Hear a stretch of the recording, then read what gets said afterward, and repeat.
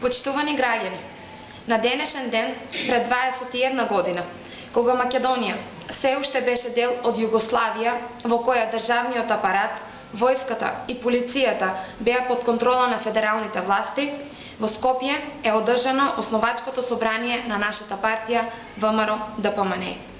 Тогаш, во времења, кога Македонија беше оценувана со југословенство во замена за мир, ВМРО-ДПМНЕ го повика македонскиот народ и граѓаните да се одважат и да создадат сопствена, независна и суверена држава Република Македонија.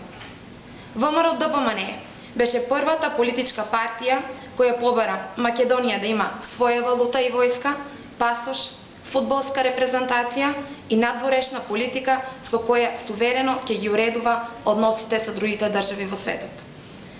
Граѓаните паметат кои политичари тогаш се противеа на сето она што денес е реалност. Граѓаните знаат дека тие и денес, 21 година подоцна, подготвени се да го жртвуваат сето тоа само заради желба за власт. Граѓаните знаат, ВМРО-ДПМНЕ е единствената политичка партија која денес го слави својот 21 роден ден, цврсто стоејќи на желбите што си ги посака на денот на раѓањето.